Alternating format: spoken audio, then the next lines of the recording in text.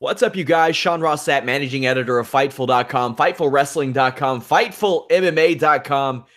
It is January 23rd, 2018. We have the post-Smackdown show. A little programming note, this past weekend, I did an alternate commentary with those Fightful viewers will know as Nikita Krylov fan. We covered the Royal Rumble match 1995 that is over at FightfulPods.com. This weekend, I will also be releasing a bit of a package of all of our Royal Rumble coverage from like retro podcasts, features, news articles, his stat pieces, all kinds of cool stuff we did. I think we covered Royal Rumble related things better than anybody else online. So definitely check that out. This Saturday, post NXT Takeover live show. After that, I'll talk a little bit about New Japan, Sapporo night one, at least the big matches. Then Sunday night, of course, the post-Royal Rumble show. Make sure you all join us. And both nights, join our live coverage and discussion. I'm going to have those opened up a little bit early. That way you all can join in, leave your predictions, talk some trash, all that good stuff. Of course, visit Fightful.com. Register absolutely free. Get our forums, photos, videos, all that good stuff. Tons of stuff at Fightful.com. Also, make sure you subscribe to us, like, thumbs up, click that little notification bell. Tonight, I am joined by one Jeffrey Hawkins. Jeff, what's up? I am excited because I am going to Philadelphia on Friday. Are you? Yeah, I'm going for NXT. You told me this at least 6 times, and I'm always as surprised. But let me tell you something. Philadelphia being jazzed for the Super Bowl as well. This city's going to be hot this weekend. It is going to be jumping, and I am excited about that. It's just a shame you haven't had anything to do today. It's just been so low-key for you. I hate you. I hate you. We are also joined by a little under the weather, Anna Bauert, but you're a gamer. You're here. You're doing it. Mm-hmm. I'm here physically, in spirit, not so much, but we'll try. Of course, we have the Royal Rumble coming up this Sunday. As we get through the storylines here, we will give you predictions. Also, I have my associate editor, Brian Rose, who's going to hit me up with whatever 205 Live info emerges as it's on the air, assuming we are on the air. Let's address, it's not an elephant in the room. This elephant has already trampled all over the room and then dropped a big duke on it. The Enzo Amore situation. I've talked to everybody involved that I could. Enzo Amore released a statement today via his attorney denying all of this. The accuser, Enzo Amore, again, accused of rape. The accuser has spoken to Fightful.com and a little bit of everybody else. That's all up at Fightful.com. I've done news videos on that as well. You can go there to get the primer. I don't have time to go through all that today. This afternoon, a friend of hers released a video claiming to have revealed text messages, possibly exonerating Enzo Amore. I spoke to him, got a statement from him. That's up at Fightful.com on the leading story now as well. Jeff, your initial reaction when you heard this news? There's a phrase that I was told once. It's always better if you tell me you did something rather than I find out. And that's the way I view this. I have opinions on whether or not Enzo should have gone to HR or not. I see the logic in him not doing it. I just think he's never coming back to the WWE because he didn't go to HR again, because there's no reason for them to bring him back because he has now shown that he will not, quote unquote, protect the company. Yeah, that was a thing that I dropped on Twitter today. I got all this news, like it was coming in really, really early this morning. And obviously last night was a late night for us at Fightful.com with all the Raw 25 stuff.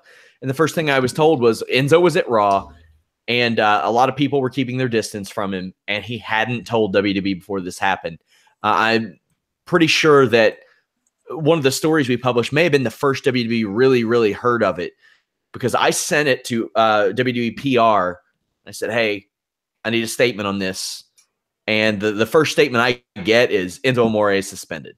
That was at about 5 p.m. Eastern. So these people are already at Raw. He's probably already there. I can't say that he was there at that point, but by the time Raw started, of course, they had suspended him.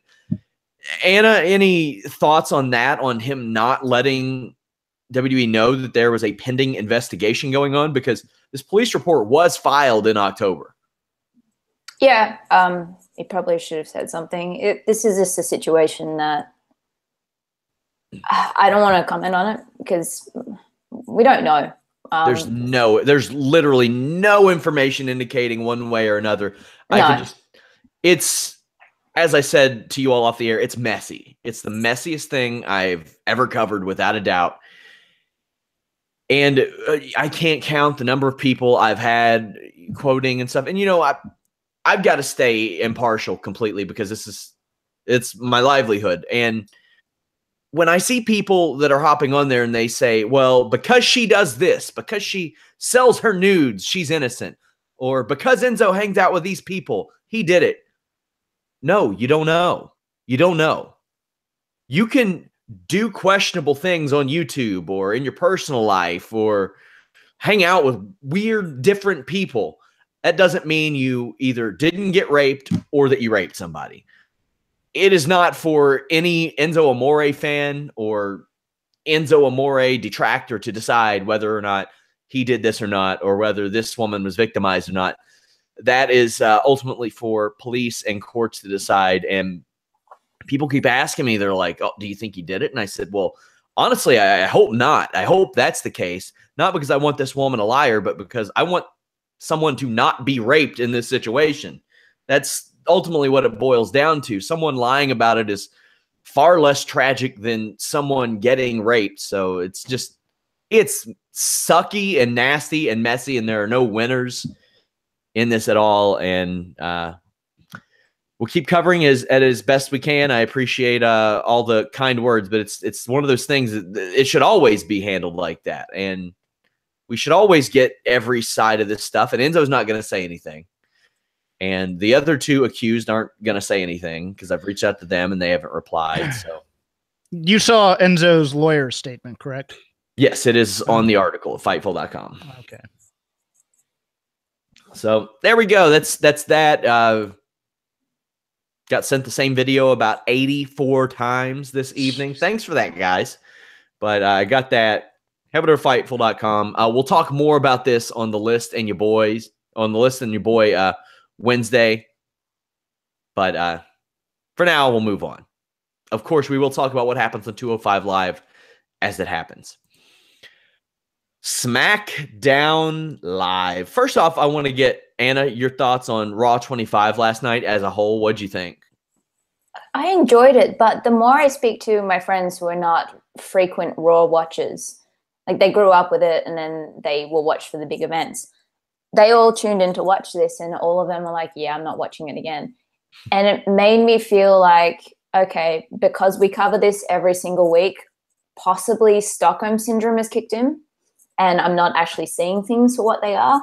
But because we are subjected to somewhat storylines week in, week out, I really liked what they did. And I appreciated the fact that they went all out for it and they put in a lot of effort to get this thing done, which kind of feels like they don't every week. Yeah. They timed it out very poorly. That was one of my big takeaways is how badly they timed out everything. And really the Manhattan Center paid for it because they got a rushed Bray Wyatt and Woken Matt Hardy match that has been built for a month. And then they got a rushed match for the Revival that may have calmed a lot of the issues that people had with it. Had they had like this competitive match with the club and then got beaten up by like 8 people, maybe it wouldn't be so bad. I thought that opening segment though was just picture perfect. It was what I wanted out of a nostalgia segment. Jeff, any thoughts? I am the one person on this panel that actually saw the first Raw live at the time, and it was not as well received as people like to think. I didn't enjoy it overall because I take the opposite tact of Anna here. I didn't think it was done with care or concern or planning or anything of that. I think they threw a lot of people into a lot of segments just to get as many cameos as they could. And they threw people out there at the time. I liked the opening Stone Cold segment. And I liked the Miz Roman Reigns match. I thought those were the only two good things about this. And I think when it comes to nostalgia, they still rely too much on spiking the football about the Attitude Era. And Raw was not about the Attitude Era, and for the first 4 years of Raw for the most part. So kind of Raw conveniently used to be much different. I first really started to watch it towards the end of '95, and we were getting Marty Jannetty versus Sid main events. Mm-hmm. Mm-hmm.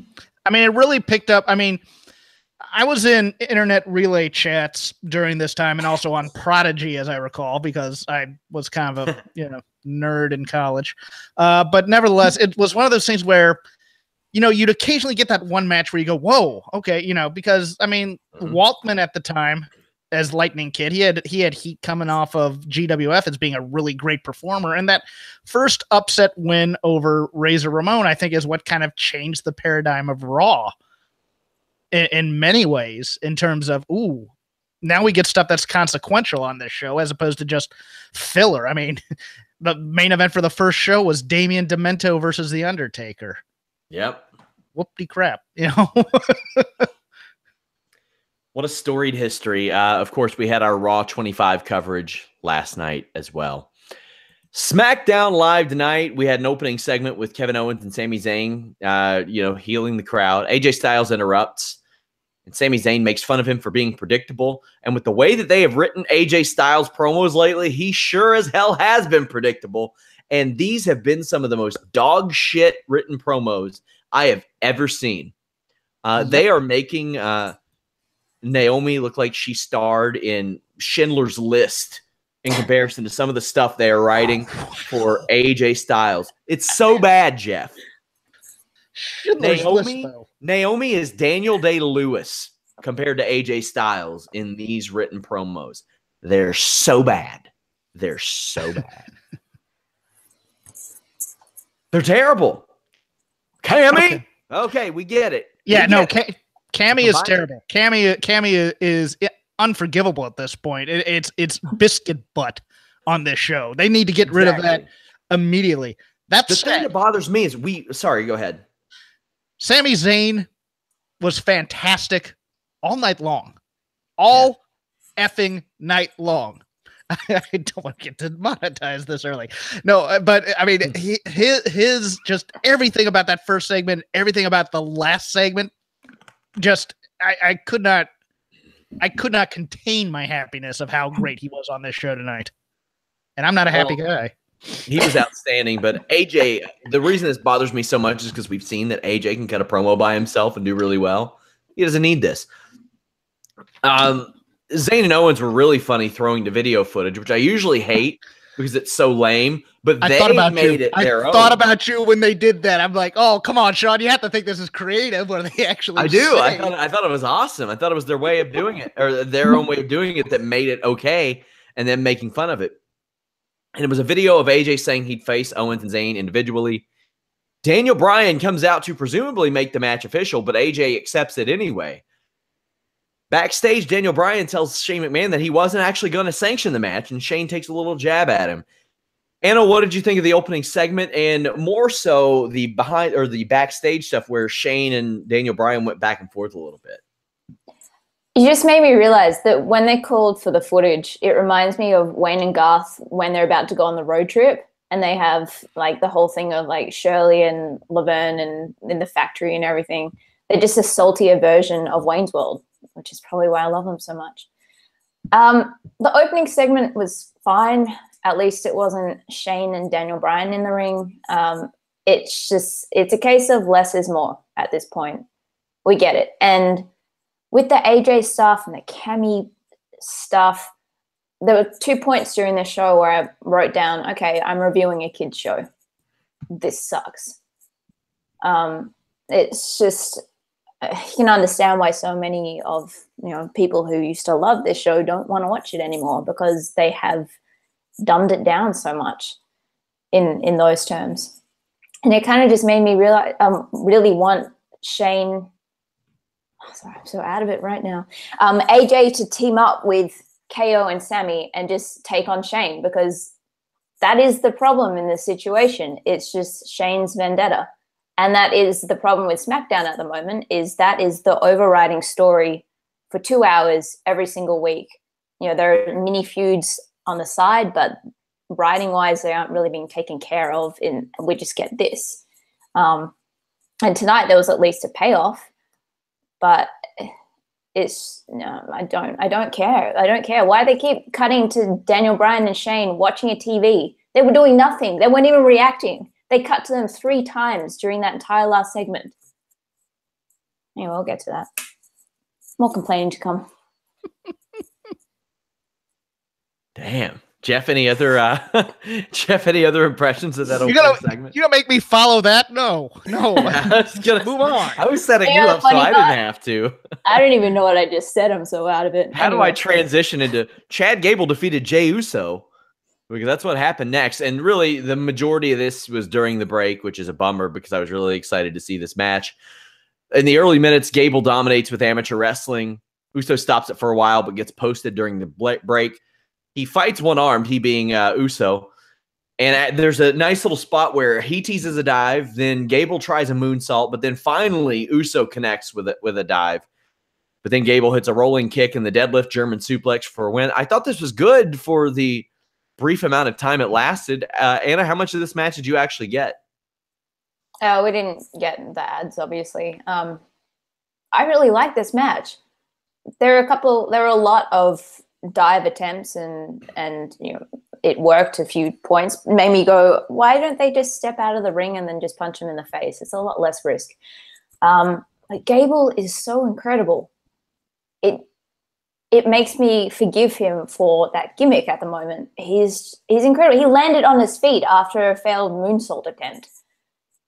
The only other thing, they mentioned on commentary that Gable and Benjamin made it their thing to make the Usos' lives a living hell. And just because they just had the Universal ad with Naomi and Jimmy, I just pictured them turning up at Universal, just like trolling them the entire trip. Teasing them with their fast passes. Oh, man. You've got to wait in line. Dicks. Little information, by the way, guys. On 205 Live, it was announced that there will be a 205 Live general manager and that Enzo Amore has, quote, abdicated the cruiserweight title, end quote. For you plebs, that means he renounced the championships. So it'll all be addressed next week. Whoop-de-doo, Basil. What does it all mean? We'll find out then. So do we get no cruiserweights at all on the Royal Rumble show? Cruiserweight Royal Rumble, first of all time, history making. I can't wait. Who would be to the cruiserweight division what Stephanie McMahon is to the women's division? Like, who would they give credit for introducing wrestlers who are under 205 pounds? They've all left. Yeah, I know. And we'll talk. James Ellsworth. He should be. Represent. Oh, nice. So we'll talk a little bit about this cruiserweight division thing because why not? I have a lot of people that are like, oh, man, they're doomed to 205 Live. If 205 Live had all the people that WWE wanted to be on 205 Live, there'd probably be a way different perception of it. They wanted Neville, Austin Aries, and Enzo Amore on that show, and they would have loved to have had all 3 of them at the same time. Rich Swann is more of a supporting character, but he's not there right now. You got at least 2 guys hurt at all times on that show. But they had them. Really good. They had them. They had them for a few months stint, and they didn't do it right. I thought they did the Enzo stuff very well. They put him in the main event of Raw. Neville and Austin Aries. Well, yeah. Austin Aries. Those guys delivered every single time, and they were shoved aside when it came to any main roster stuff. Well, sometimes they were. No, the failure of 205 Live was they presented it as a Raw light type of show with characters and stuff, whereas the CWC, the heat from that was it was a sports-like tournament type of thing. And then when they finally built up programs, they do things like put Neville and Aries on the WrestleMania pre-show. Yep. Yeah, and I mean, there are conflicting stories about whether Aries wanted out or if he was released, but I mean, they wanted those guys. And if you had a Neville and an Aries and an Enzo and some of the other guys that they have right now, they could have done something with it, but they have they have to take the chains off. And I don't know if they're willing to do that. I don't know if they're willing to do that. I want to go back and talk about that Chad Gable match because I haven't had a chance to comment on it. I liked it a lot more than both of you. I loved this match so much. Well, you liked it. I loved it. I am having children with it later, kind of thing. It played into, it's one of two things that played into my old school sensibilities so much. The wrestler who was using his grappling and also working on a body part type thing, as opposed to the very well choreographed dive of the usual WWE match. Gable, I thought, was fantastic in this match. He was working as how a smaller bully should. That one segment where he tries to Irish whip the Uso into the corner and the Uso slides, and then he slides right after him into the ankle lock. I jumped out of my seat and I cheered. I loved that. I loved that he pinned a guy with a simple move as opposed to a quote unquote finisher. I think that is a great type of thing that they don't do enough in the WWE.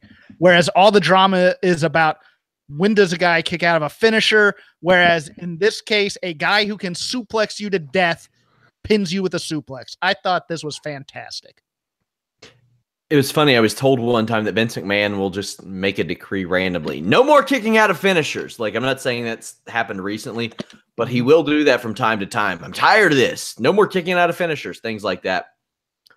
By the way, guys, we have Court Bauer on the List and Your Boy tomorrow afternoon talking about the Royal Rumble from a writer's aspect and what goes into that. That full interview will be out this week as well. This backstage promo with Nakamura and Corbin, for what it was, I thought it was fair. Shinsuke Nakamura just saying need a face over and over again, essentially, and Baron Corbin cutting typically the same Baron Corbin promo that he usually does. I can't remember if he re-asked the question, but that's the only thing missing.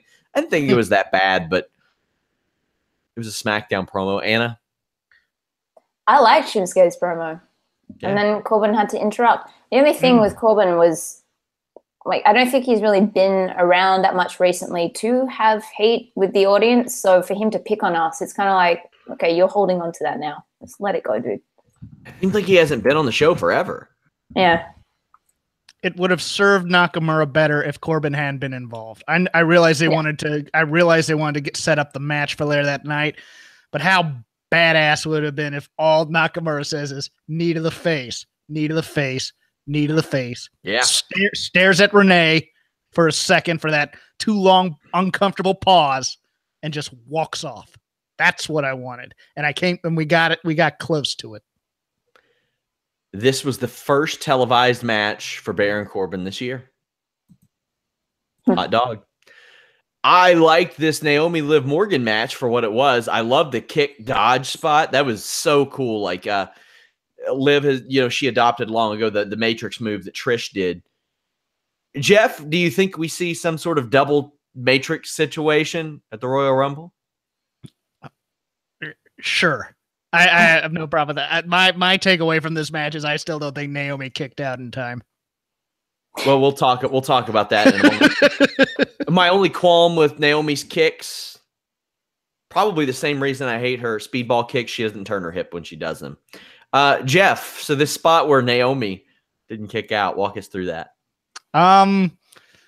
Roll up, shoulders are down. 1, 2. She's kicking, but the shoulders are still down. Yes, they are. And Danilo decided to let's keep it going. It's one of the two things that made me howl. The other one was, I think, on the first rope break in the corner. He comes over and he kind of pats Liv on the tummy, and she just is having none of that as they break, which was funny to me. But this is Liv's best match since getting called up. I think her best showing, at least. I would love to see a much longer match between these two, because I thought that what they had outside of that spot was really good. Liv hit a nice clothesline, and Naomi won with a slingshot sunset flip that I thought also looked really good. Anna, what'd you think of the match? I love this match, and I love what Liv is showing. The character there, she's like this crazed little girl. She's more Harley Quinn than Alexa Bliss is, and she pulls it off so well. She sold her ass off. it was actually an enjoyable SmackDown women's match. And then the rest of them had to come out for absolutely no reason whatsoever, except to explain to the audience what a Royal Rumble match looks like, because we haven't seen it for how many years. Oh, but it's women. So obviously we can't actually correlate what we've seen with the men with the women. So that's why they did it. You destroyed something really awesome. Anyway, so I was really, really liking this match, and then it kind of ended abruptly, and that's been happening a lot lately, on the last two nights especially. There have been more situations, like on both Raw and SmackDown, where there have been weird commercial breaks and bad timing issues. Like, I've seen more over the last 5 or 6 months than I remember seeing in the last 5 or 6 years combined. Like, just people having to kill time, or them having to clearly cut time from matches, or weird commercial breaks and stuff like that. Kind of odd. After this, the Riot Squad and the Welcoming Committee get involved, as does Becky Lynch. It ends with Lynch tossing Naomi over the top rope and giving the old, hey, every woman for themselves. Charlotte comes out in her leather jacket, and she is thrilled. I don't see why they don't just put Charlotte and Alexa Bliss in this Royal Rumble match, because if you can challenge for a championship, why not challenge for each other's championship? Tease that possibility. Why not? You need to fill them out. But Anna, who do you have winning this Royal Rumble match? I haven't even thought about it. I mean, Asuka, but I feel like they're going to swerve us with that somehow. So I don't think they're ready to put her up for the title yet. Jeff. Ronda Rousey, if she's in it.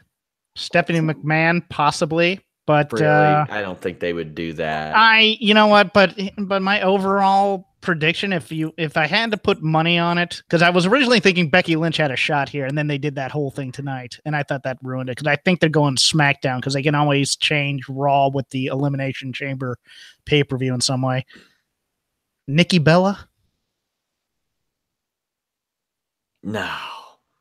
I don't think so. My God. I'm thinking here's my logic for it. They always have one match in there for the total divas, reality TV types. And I could see that being a story, and I could see it, her comeback, her coming back for the Rumble, her challenging, I think, the Charlotte side, because I think Charlotte this year is getting a one-on-one match. I think she's earned it. She's been in these multi-women clusters, and I was originally thinking Becky Lynch, and I was sort of thinking Rousey if they pulled the trigger on her, but I don't know if they're going to or not, but they might still. But if they don't, I think it's going to be Nikki Bella.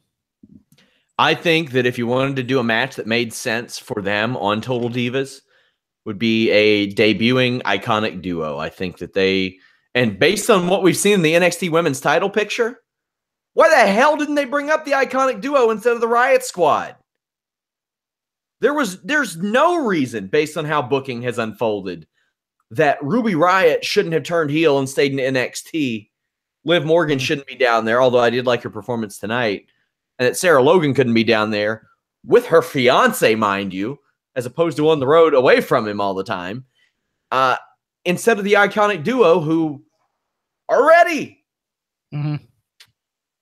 Shame. And maybe I'll have to go this entire weekend without seeing the iconic duo on TV. What? They better be in the Rumble. They better be in the Rumble. I think they're in it. I hope they are. They are main roster ready. I will say this. I used to say that my catch wrestling coach had the best fisherman suplex I've ever seen. Peyton Royce's is up there. My God, it is one of the most beautiful fisherman suplexes I have ever seen in my entire life. Hot dog. Chad Gable and Shelton Benjamin against the Usos. Jeff, who you have in this one at the Rumble? I think the titles change. I think Gable and Benjamin get a short run here and go against the New Day eventually. Do you think that has anything to do with the DWI? Yes, that's exactly the reason. Anna, how about you?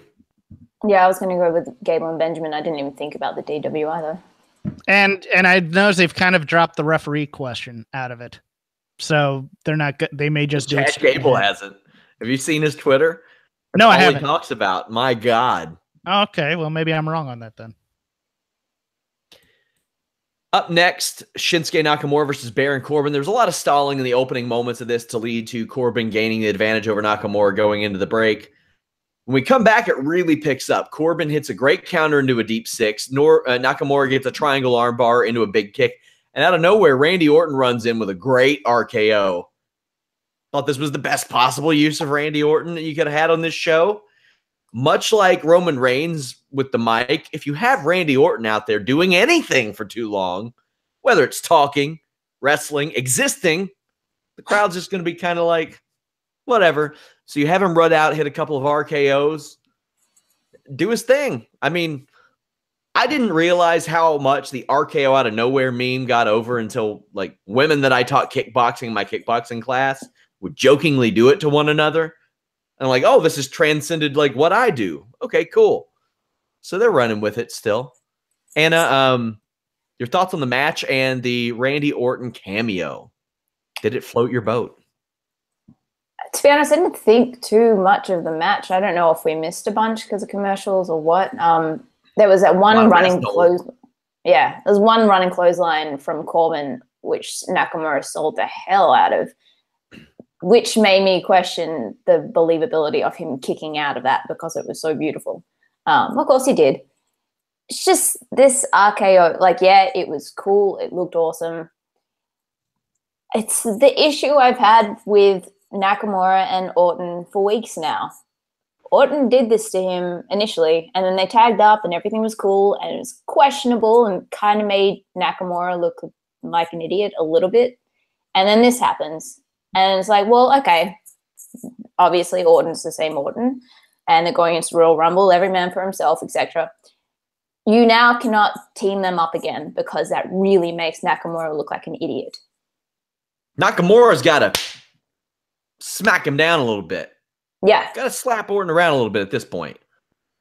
But yeah, aside from that, it was just in line with a lot of what happened on the show tonight. It's pretty redundant because, you know, it's all setting up for the Royal Rumble of, oh, watch out, anything can happen. And no results were actually had, pretty much. Jeff, your thoughts? I got to follow that. Again. Yeah, no, Anna is on fire. Yeah, my criticisms are the same as Anna's, actually, especially given the Becky Lynch segment and the Asuka segment on Raw. I'm a little tired of the good guys have to turn on good guys just to show it's anything can happen in the Rumble. I will say, though, the camera work on the RKO out of nowhere was fantastic. They've been very good about that. The way they framed that shot with Nakamura in the corner, and it looked like it was almost a little bit too much to the side, was perfect for Orton to run in there. That was really well done.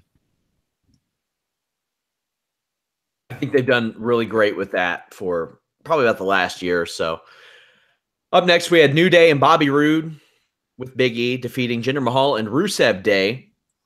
One of the Singh brothers tore his ACL last week. Terrible. Sad. Unfortunate. Was the other one out here tonight? Mm-hmm. Okay, I wasn't sure. Thought I overlooked that. New Day entered the Royal Rumble. They introduced Bobby Roode. Pancakes are thrown around. This was move after move after move after move. And if it's your type of thing, it's your type of thing. If not, it's not. Jeff, was it your type of thing? It was not. And New Day dancing to Roode's music, not as fun as New Day dancing to Seth Rollins' music. Anna? This was the second point in the night where I wrote, I feel like I'm reviewing kids' TV. I loved Big E's reaction to the guy actually rejecting the pancake assault because he was genuinely taken aback that someone would not want to do that. But New Day just, they're too much for me right now. It's too much kids' pantomime. Yeah, that's Rude. I really appreciate that they actually gave him a little stool, a revolving stool for him to come out for the entrance. And that belt looks fantastic on him. The only other real note I had, I mean, aside from Kofi's awesome, like so casual, hands behind the head, launch himself over into Rusev and Jinder Mahal. But Aiden English facing off against Bobby Roode was kind of like watching a before and after tan ad. which was amusing. Did he have new gear, Bobby Roode, or has he worn that before? I don't think he has. What was it he definitely wearing? stood out. The white trunks. Yeah, he had the white unless it was for a takeover for a championship match. I don't think he's ever worn those. No, Yeah, he hasn't worn them on main roster at least.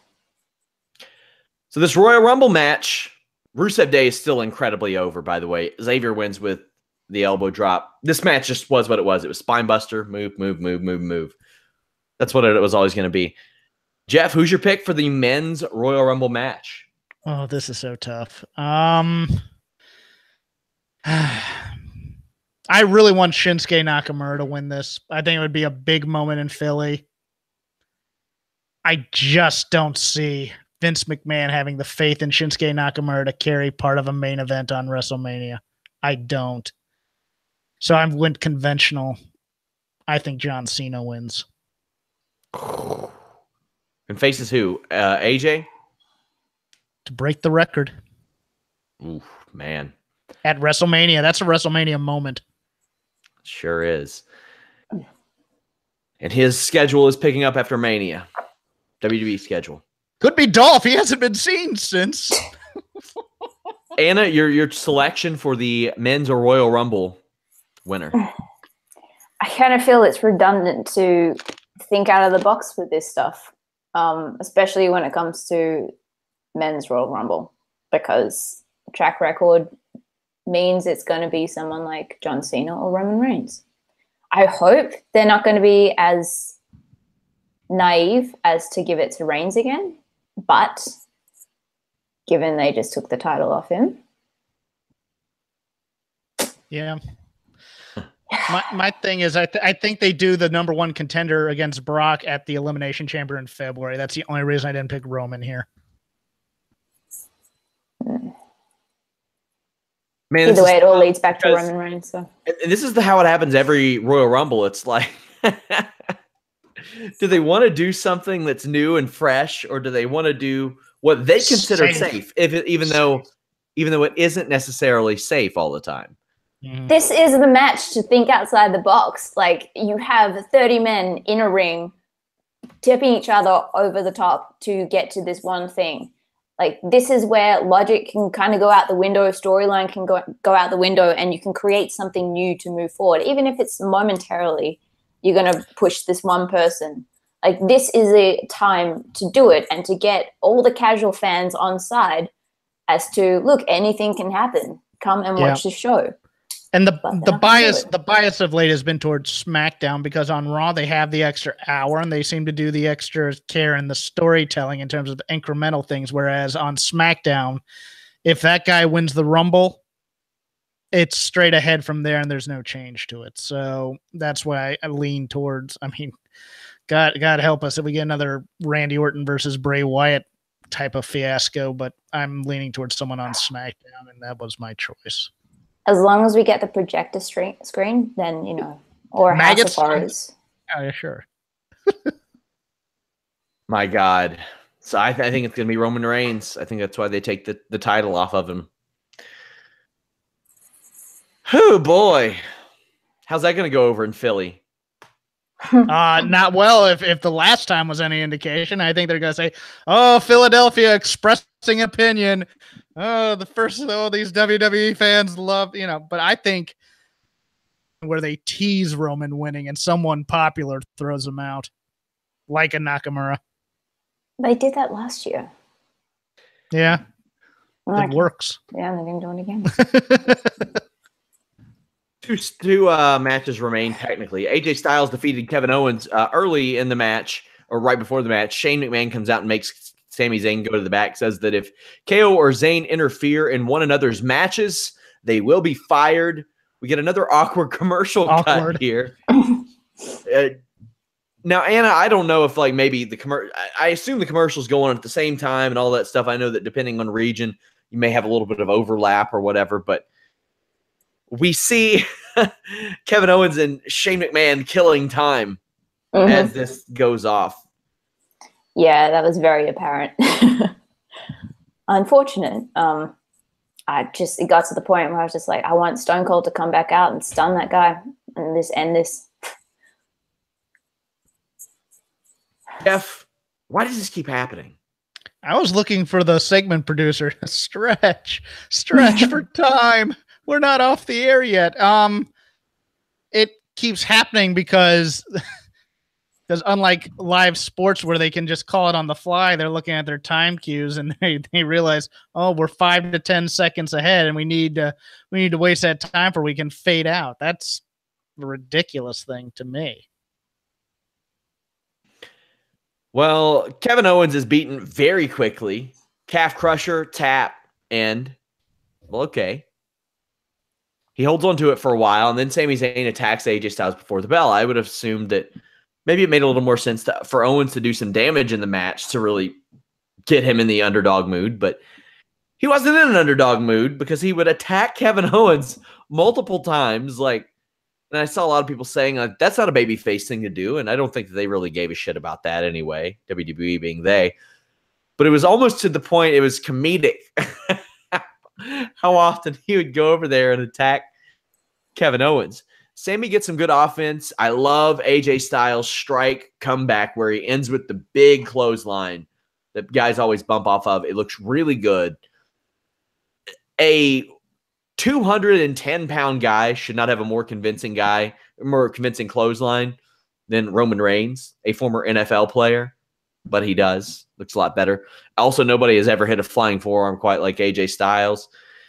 This is just really great work. There's a super Hurricane Rana, a nice Pele. AJ slides out of a superplex and drops Zayn across the top rope. Styles attacks Owens again. And when he comes back in, Zayn hits the Haluva kick. And then a goddamn Blue Thunder Bomb to win. I thought Christmas was last month. He used the Blue Thunder Bomb to win? Anna, what did I do to deserve this? You are a very, very patient WWE fan. It doesn't always pay off. No, it doesn't. That Rarely, was fantastic. But there is so much about this match, these two matches. Like it would have been possible if they didn't keep cutting back to Daniel Bryan and Shane watching the screen. Aside from the fact that they were watching, they weren't reacting, they were just watching it and literally nothing was going on. They kept cutting back during moments where, as GM and commissioner, they should be irate. Sami comes out and beats down their champion. The bell hasn't even rung yet. And aside from the fact, okay, AJ refusing to let go of Kevin's calf and deliberately injuring his opponent, there's going to be a fine or something coming to him, right? Or at least that's, that is him turning heel slightly, especially if he's going to keep coming out and then trying to further injure the guy in the middle of his own match, which, by the way, shouldn't the ref have also called the bell at that point? The first time he jumped out of the ring and instead of going back to resume play, he went out to beat up Kevin Owens. Like, that's got to be a DQ, right? No, anyway. It's not a DQ. It's not a DQ on him. It's a DQ if somebody attacks him. But it's still out of play. I mean, it's just mandate questionable. Like, okay, maybe all this stuff that I'm bringing up is fine. It's within the rules. But the way that they told this story, because everything accumulating together, it just goes, okay, well, at least Daniel Bryan should have at least been pissed off enough to come out. Or Shane, when Sami started beating him down, should have been annoyed enough, at least reacted to what they were seeing on the screen for this to all be happening. It was just, I don't understand where they're coming from with this. AJ he's a heel now, right? But he's not, because they believe that, I don't know, Kevin deserved it, or I don't know. We got a Blue Thunder Bomb for the win, so that's what I've got to go with. Jeff. I loved these two matches for different reasons. I love the quick KO tap out, and then AJ just going into full kind of Dusty Rhodes finally has one of the horsemen in the ring, so he's going to hurt him mode. I bought that. I had a bit of an argument on Twitter about, well, why do you do that? That's not a babyface to do. Oh, yes, it is. When someone says you're going to hurt you and you're being outnumbered, that is a total babyface thing to do to try and take one of the guys out, I thought. So it worked for me on many, many different levels, especially just continue to come over and kick a man while he's down. I thought it was funny as hell. And I loved Sammy's reaction to this, because this is the other part that really got me on Sammy's side this week. Going in full on, caring about his friend, showing that there's honor among thieves, and just punching AJ. No wrestling, no trying to do some fancy little move off the ropes or anything. He's just going in there to beat up AJ and to hurt him because he hurt his friend. I thought that part was absolutely fantastic. The viciousness, everything, just giving that edge to the kind of the goofy, lackey type of character. It really kind of made Sami a little bit more well-rounded in my eyes. I had absolutely no problem with this. I loved the match. I admittedly was not paying as much attention to the camera breaks as Anna was, so I could see how that would be annoying, but I loved everything about this segment. AJ Styles is still winning the match, though. Just to clarify, like, it is because the main focus of this show has been Shane and Daniel Bryan for the last at least month, maybe 2 months. So that's why, like, standalone, everything that happened was great, and the fire between AJ and Sami was awesome. But the fact is, they cut 3 times back to those two watching the screen. Therefore, the overall importance is still on that storyline. It's still on them. It's still on them controlling the action that's happening. And everything all together just makes me go, this doesn't make sense. The storytelling of this is so off, or it's so, like, their perspective of it is so skewed. Yeah, I think there is a fear that this is going to be a bit of an overbooked mess between Shane and Daniel, and then it turns out, I wouldn't be shocked if they move the belt onto Owens and Zayn. I would not be shocked just to see, because they have enough time to move it back before WrestleMania if they don't want to do it that way. But no, your concerns are well founded. That'd be so good if they got the belt. I think AJ's going to retain. Thanks. I think AJ's going to retain. I love the Sami Zayn match. I thought it was great. I thought it was an outstanding SmackDown match.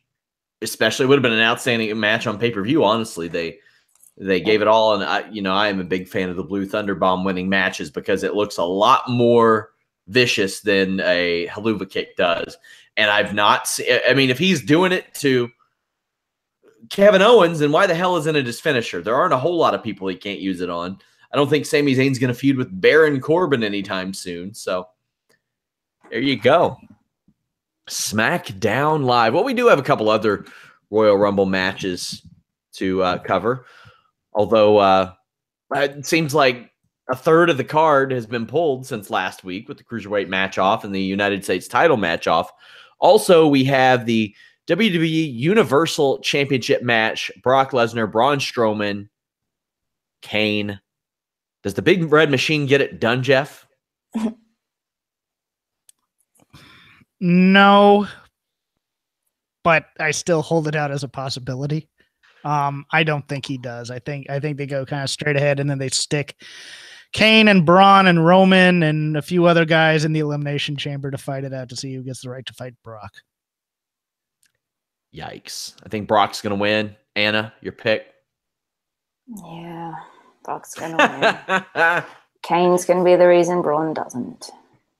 Seth Rollins and Jason Jordan against the Bar for the Raw Tag Team Championship. I am very much looking forward to, hopefully, a Seth Rollins versus Jason Jordan singles match at WrestleMania.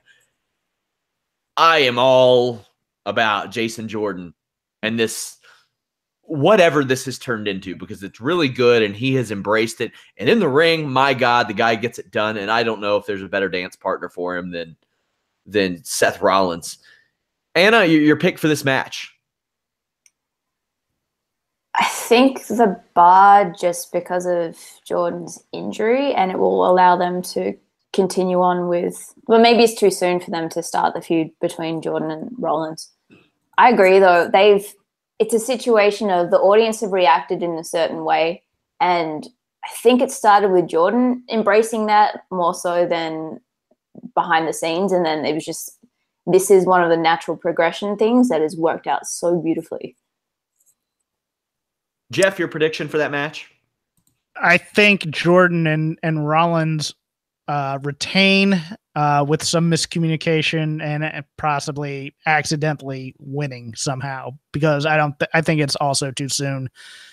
They take the belts off in February or in early March, and then they start the build for the match between the two. I think the turning point was once Jason Jordan really started amping up the earnestness of the character, which nobody buys at all. I think that really solidified, because I couldn't believe how over this thing was on Monday night. Drew Gulak has given a pre-recorded mini speech announcing his candidacy for 205 Live general manager. Yes. It's fantastic. I support that. So now the question, possible surprises at the Royal Rumble. There's going to be surprises. Like last year, we got Ty Dillinger, and that's it. The year before, AJ Styles, that's it. They haven't had this happen a lot. So a couple of questions. We're going to go through a few. First off, what surprises do you see, Anna, whether it's the men or the women's Royal Rumble? I'll tell you personally before we get into it, kind of hoping Caitlin's won since we had a big feature on her Monday. And I was like, hey, maybe get that feature out before Royal Rumble. But there were several women that were kept off of the Raw 25 show. Beth Phoenix, Lita, just a lot of names that you would think that they would bring back. Who do you think could appear, whether it be NXT or Legends? I think they bring back a lot of the women, especially the ones who at their time were probably more progressive in a lot of ways that would fit in with the scene at the moment. Lita for sure. Someone sent her a tweet of because she was on the chair for yesterday, and she's like, "Oh, that's weird. I made the chair, but no one invited me to the show." So you'd hope this is why, because otherwise that's a very strange oversight. I think we get a couple of iconic duos in there. Part of me, I don't know if this is too soon, but in lieu of Ronda Rousey, maybe possibly Shayna Baszler. I don't know why I think that, but just it's going to be a lot of fun, that one. I'm very excited. On the men's side, Jeff, any thoughts of possible surprises we could see? I know that it seems like forever that they've been. It seems like the Authors of Pain have been needing a call up for a while. I don't know if they'd be in the Royal Rumble, but perhaps a call up soon, because I can't imagine a situation where Sanity, War Machine, Heavy Machinery, and the Authors of Pain are all in NXT at the same time. But maybe that's down the line. For the men, I think the Authors of Pain need to be in this match. I do. I was possibly pondering War Machine, but I think they're going to be NXT for a while. I don't think Ricochet gets put here, but I could see a impromptu 205 Live match with him and like Cedric for the title, which would be insane live. So other surprises, I think one of the TNA releases shows up. What's TNA? Yeah. Sorry. Global Force, whatever they're calling it now. Impact. Sure. Okay. But I don't think it's going to be the EC3. I think Chris Masters may show up. I was told there wasn't any interest in him, but maybe they were kayfabing me. But well, there might not be, but just for the Rumble appearance, and then just as because I think Bobby Lashley would be the way to go. There's going to be one old ECW guy because it's Philly, and that's what they like to do. And I think it'll probably be Bobby Lashley, former ECW champion. Yeah, I think it's going to be Tommy Dreamer for a quick toss out, and then. Do you really think it'd be him? He's booked to wrestle. Now I get it; they don't care, but he is booked for Impact's pay-per-view in April. Oh, okay. Well, then maybe Bubba Ray. Yeah, because I don't think if Devon wants to take a bump, and they're making it's a makeup because they called him fat. And I think James Ellsworth shows up in this. I hope. Now a question. Who is, I'm not even going to guess the Iron Man. Who is the Iron Woman of the first ever Women's Royal Rumble? Who's the one that lasts like the 45, 50, 55 minutes, Anna? Jeff can answer first. Jeff? Asuka. Yeah, that makes sense. Okay, now here's an interesting one. If John Cena doesn't win, who eliminates him? Because the last person to eliminate him from a Royal Rumble was The Miz in 2011, and that worked out pretty well for The Miz, if I remember correctly. So, that can be a career launcher. You can build something off of that, and that's the way that I like Royal Rumble eliminations, is that you start programs off of it. Shawn Michaels and Kurt Angle and stuff like that. Like, I love that. Anna, who do you think would eliminate John Cena? Because last year, they had a really hot Braun Strowman all of a sudden who got eliminated by Baron Corbin. Please, God, it's Elias. That's all I ask for. Jeff? Samoa Joe is unavailable. So if John Cena is not winning and he's coming back for Mania, The Undertaker. Interesting. Now we'll quickly make some NXT TakeOver Philadelphia picks. Andrade Cien Almas against Johnny Gargano, NXT Championship. Come on, guys. It's that time. A certain guy's knee is feeling healthier these days. Mm-hmm. Does that play a role, Jeff? Yes. Because I think I don't think they built Gargano. I think that would be a great moment, and people want that moment. But I think Johnny Gargano is a chaser. I think the money's in the chase for him, not as the champ. And I think it leads directly to the Mania main event, which is Gargano versus Ciampa. I totally see that happening. Well, that's what I was gonna ask. Do you think it's Gargano that goes into that Mania thing with the title, or is it Ciampa somehow? I don't think that they need the title. I mean, I could see them belting Gargano if they're going to bring up Almas, which is a possibility because that act's hot, and they like their diversity and touting it on the main roster. So it doesn't need the belt. It could have it, and it'll still be compelling, but I don't think it needs it. I think Gargano Ciampa main events Mania weekend NXT. Yeah, I'm going with Almas as well. Anna? Yeah, it is time to have our hearts broken once again. Alistar Black versus Adam Cole, Extreme Rules match. I feel like Adam Cole's been beaten quite a bit early on in his NXT career, and I think they probably want to get some heat on him. I see him going over. Anna? Yeah, Cole, but only because of his lackeys. Yep. Well, will they even be out there? Because this may be before or after. That will come out at some point. Something. I just don't see them beating Alistar Black clean. Oh, I don't see that either. But I mean, if this happens right after Authors of Pain versus Undisputed Era, I get the feeling Undisputed Era is not going to be like in condition to help out Adam Cole. That might be the story. They can drag themselves out and just hold their arm back together or something, or throw the arm into the ring. Jeff, your picks? I think the match happens before the tag team title match, so there's the interference. Then Teddy Long comes out and makes it a tag team match. This isn't SmackDown.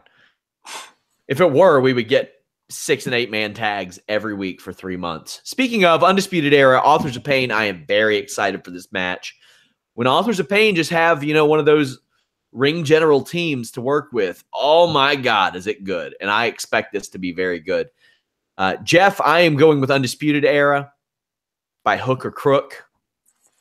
Do you think definitely Authors of Pain regain him? No. I think Authors of Pain have not had a lot to do on this NXT roster for too long. I think this is their swan song. I think Undisputed Era beats them by crook, and then we say goodbye to the Authors of Pain. How about you, Anna? Fair. Yep. Ember Moon, Shayna Baszler, they are immediately thrusting Shayna Baszler into a big spot here. But however, I think that once you have Ember Moon win that championship after she couldn't beat Asuka, and Asuka is in the ring like, here you go, you finally won it now that I'm gone. I think that maybe beating a Shayna Baszler is the way to solidify her. Or maybe they could go like a different route and be like, man, she won it and now she immediately lost it. She's got to chase again. Jeff, what do you think? You know, all your criticisms of Ember Moon have been very, very fair. But she has shown something during this program. And I think she's been very, very good during it. The problem is they really like Shayna because she's the conduit to Ronda. So I think it all depends on what they want to do with that whole crew. And I think the Kairi Sane program lingers. So I think they belt Shayna here. How about you, Anna? You know what you just can't beat? Heart. Ember Moon's going to win it. I'll take that. It's too soon for Shayna, I think. Have they announced Roderick Strong and Velveteen Dream or anything like that yet? I thought it was Roddy versus the giant guy that they have. Lars Sullivan. Mm. Well, they got Velveteen Dream all over the Takeover Philly ad on Raw. I think it's going to be something where they do they're going to have him on the undercard and they're going to have the Street Profits on the undercard. You mean the NXT tapings, the TV tapings? Well, yeah, they always tape the undercard for the next week's television. Sure. So, yeah. Sure. We have a live post show Saturday night. Join us. Of course, we have one Sunday night as well. You all can subscribe to us, iTunes, Stitcher, YouTube, Player FM, Spotify. We are all over the place. Anna, what do you have going on? Tell us a little bit about EPW. EPW, at EPW Perth on all the social medias. We have our first show of the year in 10 days on February 3rd. It's Hot Summer's Night. It was actually just announced as well that boys, the Mighty Don't Kneel, are going to be up against the Bullet Club at New Japan in Australia. It's going to be a lot of fun. You're going to be there at Perth, right? Yes, I will. I think I am anyway. And you need to get a hold of George then, by golly. Kenny Omega's also been announced for that show. That's nice. Jeff, what's up? Well, after I hang up with you, I'm going to be making probably different predictions with Rob for Shake Them Ropes. We're going to go over our Philly trip. Don't be shy if you're in Philly and going to NXT or Royal Rumble. You know, I'll say hi to you. I'm not shy about that. Rob doesn't like people, but I do. You can follow his show at my show at Shake Them Ropes. You can follow me at Crap Game 13 for general banality. I'm pondering going to this House of Hardcore show on Friday night as well. Who's booked for it? Joey Mercury, which is a plus for me. Yeah, I like Mercury. You know, I think Morrison is on there. A couple other guys. I think it's Eminem versus the Spirit Squad. I think all this is on the card as well. Don't quote me on that. I mean, it's not a bad card overall, and I think there's also like a old school thing on Saturday afternoon that who knows, I may go down there because of the new Alhambra. I think the Horsemen are in town. So, well, I hope you guys join us at Fightful.com this weekend. Live coverage and discussion. Like I said, drop in, give your predictions. We're going to run some contests probably, but make sure you all tune into the List and Your Boy tomorrow afternoon, Wednesday, 3 p.m. Eastern. I will open up. I'll answer whatever questions Jimmy Van might have about this Enzo Amore situation. Very much ongoing. But guys, until next time, follow us on Twitter at Fightful Online, Instagram, Facebook as well. We are out.